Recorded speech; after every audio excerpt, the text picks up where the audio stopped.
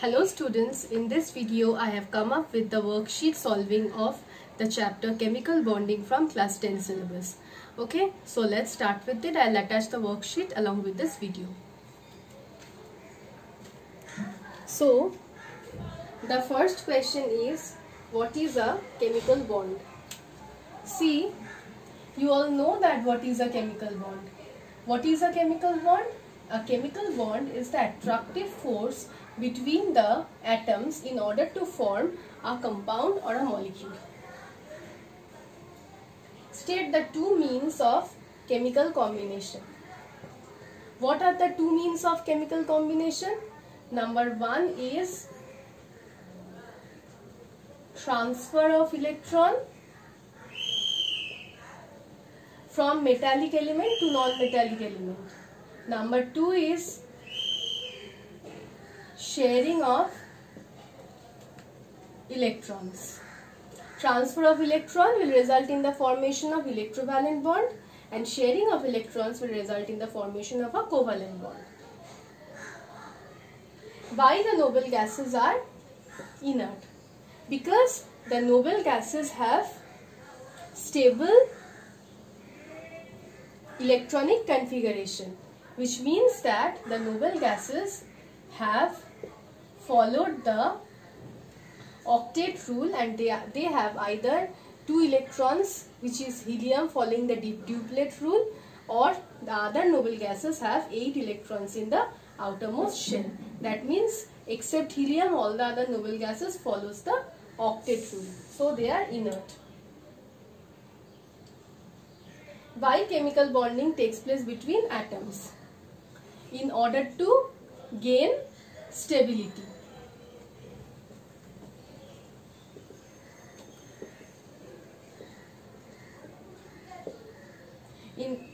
The reason is there in your book also clearly. In order to gain stability, the atoms will combine with each other, because maximum atoms do not have means they are not octet field. They do not follow the octet rule. They do not have 8 electrons in their outermost shell. So in order to gain stability, they will transfer or share electrons, so that all the atoms have 8 electrons in the outermost shell and all of them gain stability. What is electrovalency? It is a condition when electrons are transferred from a metallic element to a non-metallic element. Differentiate between atoms and ions. Electrovalency definition is there in your book directly. Differentiate between atoms and ions is there in your book directly. Next is, you have to show the orbit structural diagram and electron dot structure for the formation of the following compounds.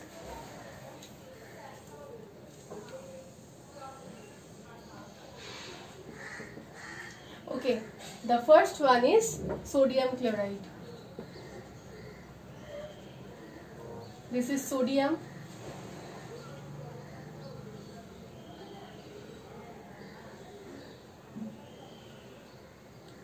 First shell has 2 electrons. Second shell has 8 electrons, and the last shell has 1 electron. This is chlorine. First shell has 2 electrons. Second shell has 8 electrons, and the last shell has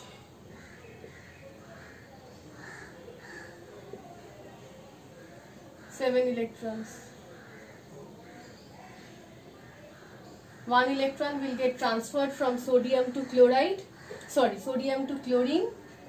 So after this, what will happen? Sodium will gain a plus charge and chlorine will gain a minus charge, resulting in the formation of NaCl. Here write the electronic configuration of sodium: 281 and 287. So this is the orbit structural diagram, and if we come to the electron dot structure, one valence electron of sodium and 7 valence electron of chlorine electronic configuration must be written. An electron from sodium will get transferred to chlorine. Sodium will be Na plus, chlorine will be Cl minus, forming NaCl. So this is about sodium chloride. After this is calcium oxide. See, calcium oxide is also very easy. Like sodium chloride only, calcium has 2 outermost electrons and oxygen has 6 valence electrons. So 2 valence electrons of calcium will be transferred to oxygen. Then calcium will be Ca2 plus and oxygen will be O2 minus. Next is magnesium chloride. I will just show magnesium chloride to you.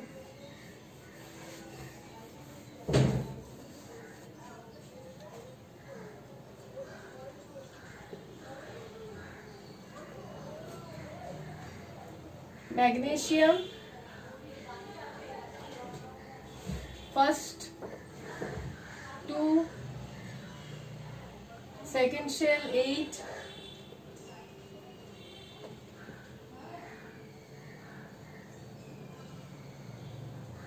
and the last shell 2.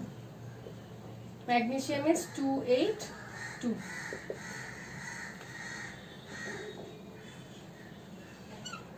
Chlorine, first shell 2,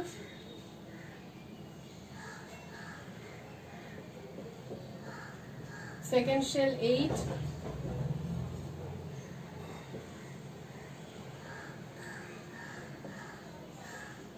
last shell 7. See, magnesium MgCl2, so 2 chlorines.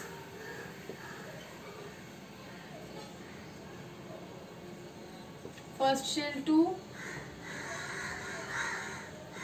second shell 8, third shell 7. Magnesium will transfer 1 electron to chlorine, this chlorine, and another electron to this chlorine. And this, after this, Mg2 plus Cl minus plus Cl minus. That will give you MgCl2. This is the orbit structural diagram. And if we come to the electron dot structure, then also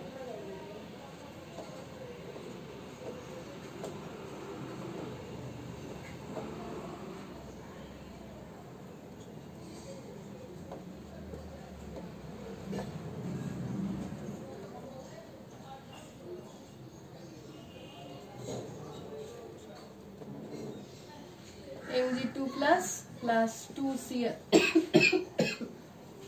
2Cl minus, giving you MgCl2.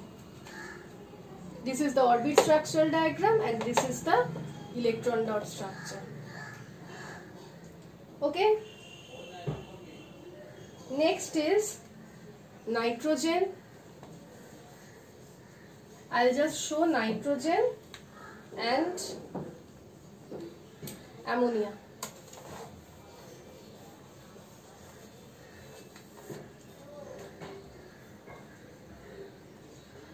Nitrogen is first shell 2 and second shell 5.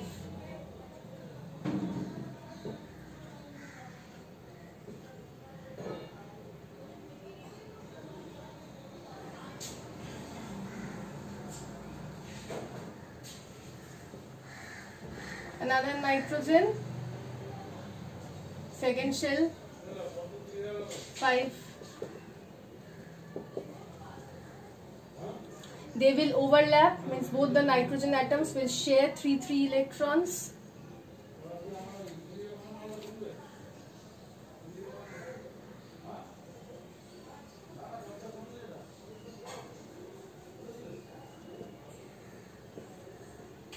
Like this.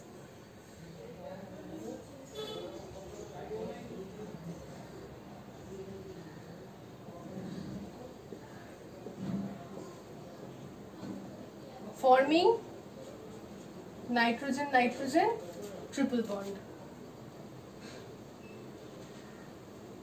Okay, and if we come to ammonia,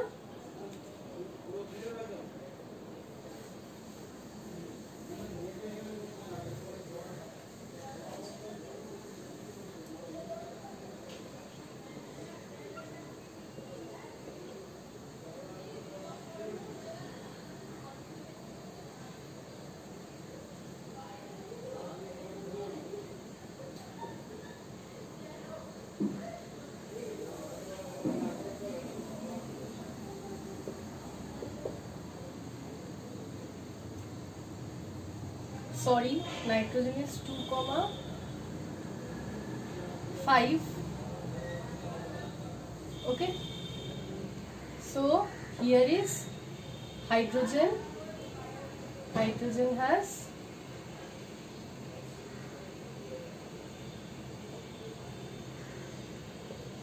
one electron each.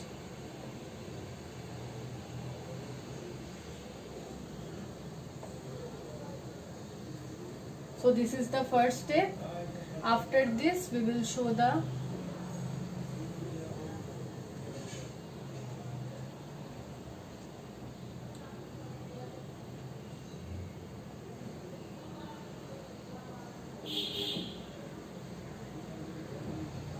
overlap.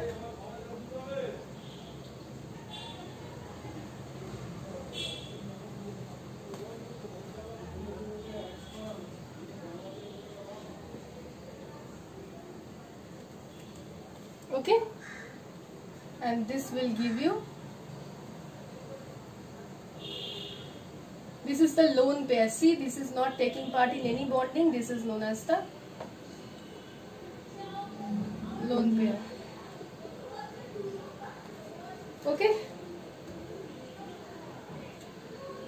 now what is covalent bond? Covalent bond is the bond which is formed by the sharing of electrons.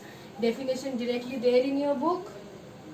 Differentiate between polar and non-polar covalent compounds. Polar covalent compounds, charge separation takes place, whereas non-polar covalent compounds, no charge separation occurs. Directly there in your book, the differences. Coordinate covalent bond, that is also directly there in your book. Hydronium and ammonium ions, how they are formed.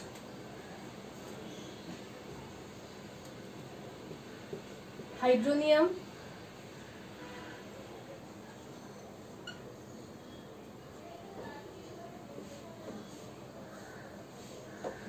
water has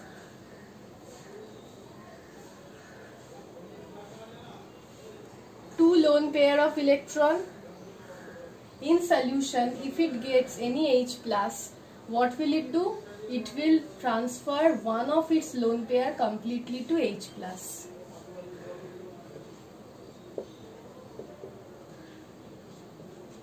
When two electrons are directly given to another atom, then it results in the formation of a coordinate bond. This is hydronium. And ammonium,